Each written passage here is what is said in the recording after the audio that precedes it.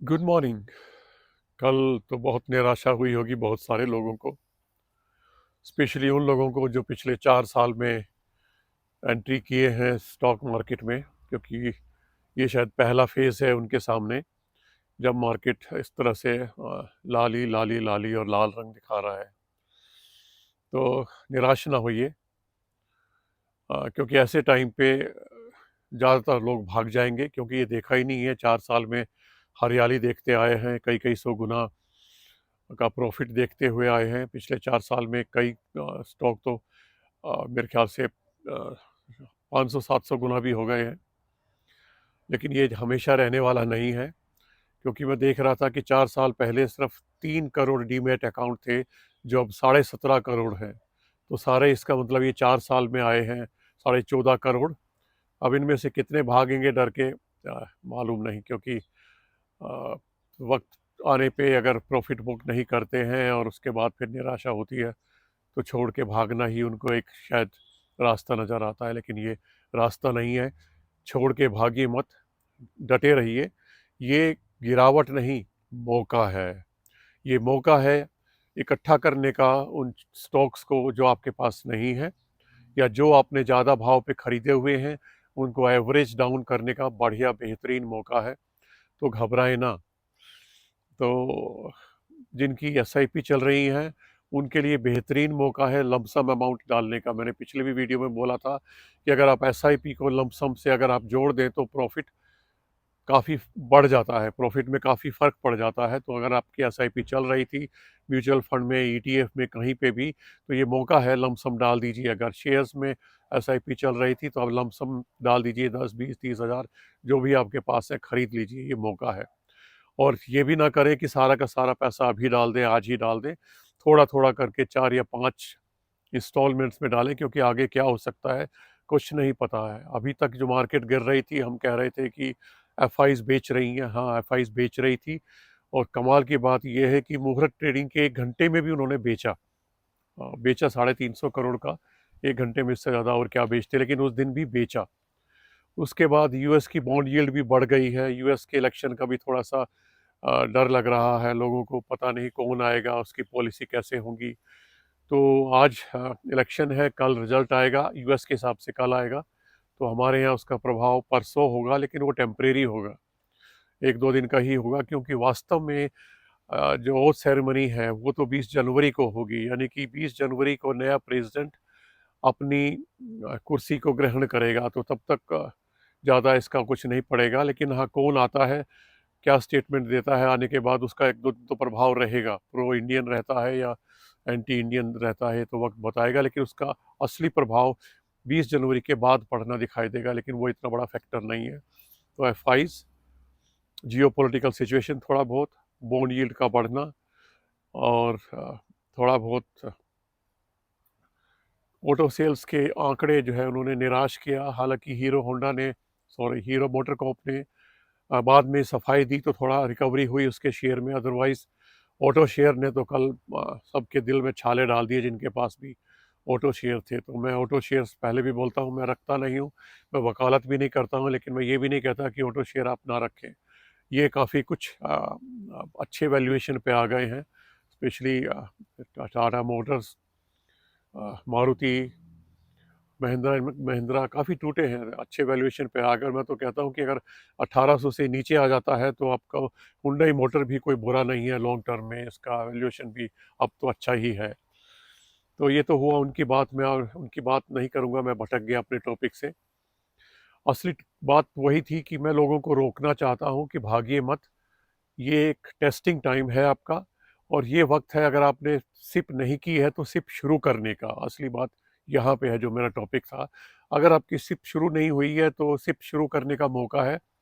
किसी भी mutual fund में कर लीजिए, चाहे आप लार्ज कैप में कर लीजिए, मिड कैप में कर लीजिए, या मल्टी कैप में कीजिए, फ्लैक्सी कैप में कीजिए, स्मॉल कैप में कीजिए, लेकिन थोड़ा बैलेंस बना के रखिएगा, एक ही में सारे ना करें।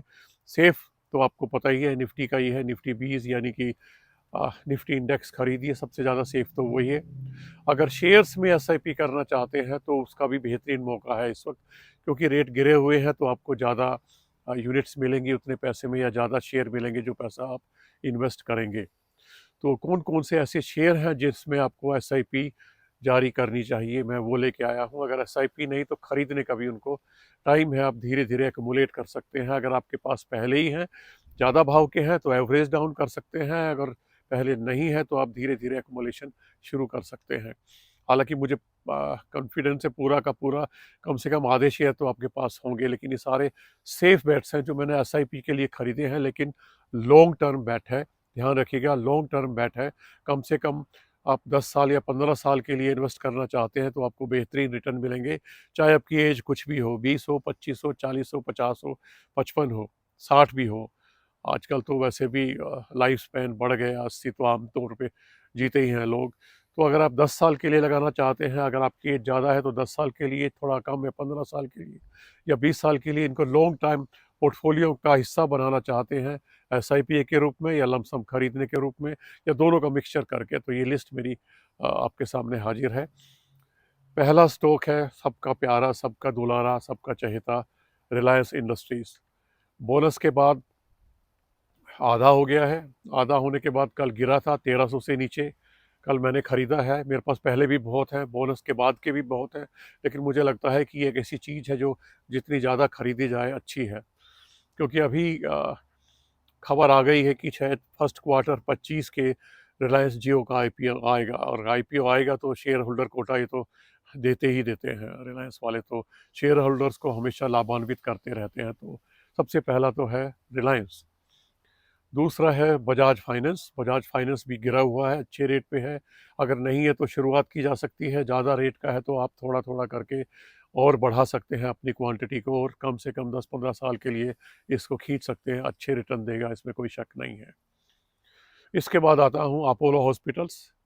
अपोलो हॉस्पिटल्स अपने आप में एक पूरा हेल्थ केयर सेक्टर है, जिसमें हॉस्पिटल भी है, डायग्नोस्टिक भी है और फार्मा भी है।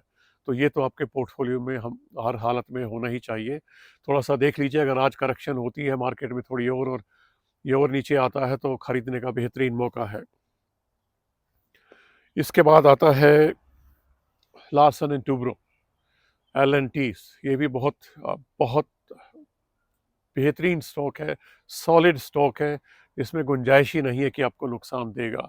ये भी मल्टी डायमेंशनल कंपनी है, कितने सेक्टर्स में काम करती है आप गिनते गिनते थक जाएंगे। तो लार्सन एंड टूब्रो अगर आपके पोर्टफोलियो का हिस्सा नहीं है तो ज़रूर बनाइए।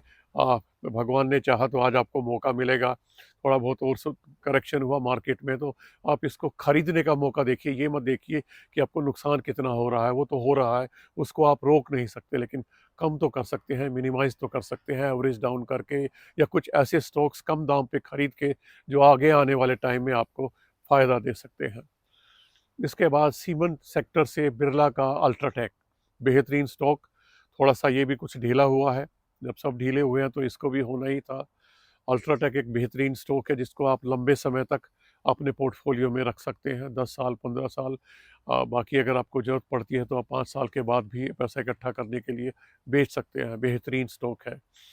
इसके बाद आईटी सेक्टर में टीसीएस ले सकते हैं आप, या ओब्लिक करके एलटीआईएम भी ले सकते हैं। मैंने दोनों की ऑप्शन दी है, दोनों में से जिसको चाहे आप एक ले सकते हैं, दोनों चाहे तो दोनों में। मेरे पास तो दोनों है, इसलिए मैं ये डिस्क्लेमर भी दे दूं, और ये डिस्क्लेमर भी दे दूं कि जो नाम मैं ले रहा हूं ये कोई इन्वेस्टमेंट एडवाइस नहीं है, मैं सुझा रहा हूं, सिर्फ इंफॉर्मेशन के लिए, एजुकेशनल पर्पस के लिए बता रहा हूं। कोई इन्वेस्टमेंट एडवाइस नहीं है। इन्वेस्टमेंट के लिए अपने फाइनेंशियल एडवाइज़र से सलाह ज़रूर ज़रूर ज़रूर लें। इसके बाद आता है बैंक। बैंक में सबसे पहले मैं लूँगा सरकारी बैंक को, state bank of India. State bank of India अगर आप 10-15 साल के लिए पोर्टफोलियो बना रहे हैं, आपके खाते में होना चाहिए, हर कीमत पे होना चाहिए, ज़रूर होना चाहिए। इसके बाद आते हैं प्राइवेट बैंक। प्राइवेट बैंक में आप एचडीएफसी बैंक या आईसीआईसीआई बैंक, दोनों में से कोई भी एक रख सकते हैं। एसआईपी करने के लिए बेहतरीन स्टॉक है, और नीचे भी खरीदना हो तो कल गिरावट हुई है, अगर आज वो गिरावट होगी तो और बेहतरीन वैल्यूएशन आपको मिल जाएंगे इनको खरीदने के लिए। तो इस तरीके से मैंने बैंक को दो कैटेगरी में बांटा है, सरकारी बैंक और प्राइवेट बैंक। तो प्राइवेट बैंक में दो में से कोई भी एक ऑप्शन आप चुन सकते हैं, जो भी आपको अच्छा लगे। इसके बाद आता है एफएमसीजी। एफएमसीजी में आपके ऊपर है, एक आईटीसी तो बेहतरीन है, सबसे ज़्यादा तो मैं वकालत करूँगा आईटीसी की। आईटीसी तो आपके पोर्टफोलियो में ज़रूर होना चाहिए।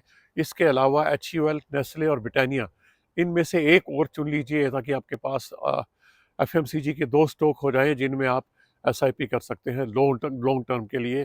बेहतरीन स्टॉक हैं। बाद वाले तीनों में से कोई एक रख लीजिए, आप सारा लेने की ज़रूरत नहीं है। हालाँकि मेरे पास ये चारों ही हैं, डिस्क्लेमर दे दूँ। लेकिन आप एक आईटीसी ज़रूर रखिए और उसके बाद उन तीनों में से एचयूएल, नेस्ले और ब्रिटानिया, तीनों में से कोई भी एक चुन सकते हैं जिसमें आप लॉन्ग टर्म के लिए एसआईपी कर सकते हैं। तो मेरे ख्याल से ये मेरी लिस्ट थी 10 शेयरों की। वैसे तो शेयर तो ज़्यादा है, पर मैंने ऑब्लिक करके उसमें ऑप्शन दे दी है आपको। चाहे तो आप दोनों कर लें, तीनों कर लें, या आपके ऊपर है। निर्भर करता है कितने फंड्स अवेलेबल हैं। एक बात को फिर मैं दोहरा दूं, सारा पैसा एक बार मत लगाइए। मार्केट पता नहीं अभी कितने और झूला झुलाएगा, कब तक झुलाएगा कुछ नहीं पता है, कितना नीचे जाएगा कुछ नहीं पता है। लेकिन ये यकीन है कि आप अगर शांति से पकड़ कर बैठे रहेंगे स्टॉक्स को, ये और अच्छे स्टॉक्स हैं आपके पास। कचरा तो आप दिवाली से पहले मैंने बार बार किया था, आग्रह किया था कि निकाल दीजिए, तो आपने निकाल ही दिया होगा। तो इसलिए मुझे नहीं लगता खतरे वाला स्टॉक आपके पास कोई है। तो बने रहिए, निवेशित रहिए, पैनिक बिल्कुल बिल्कुल ना करें। जितना नीचे गिरेंगे आप अपनी क्वांटिटी को बढ़ाइए, उतना जल्दी ये ऊपर भी आएंगे। ध्यान रखिएगा, उतना जल्दी ये ऊपर भी आएंगे। लेकिन ये मैं बता दूं कि ये जो ऊपर आने वाला के सिलसिला है, ये शायद अगले 2 क्वार्टर में, क्योंकि मुझे नहीं लग रहा कि 2 क्वार्टर में कोई बेहतरीन चमत्कार दिखाएंगी कंपनियों की जो है सेल्स आंकड़े या ग्रोथ थोड़ी सी अभी सो एंड सो एवरेज रहेगी, थोड़ा बहुत ऊपर नीचे रहेगी।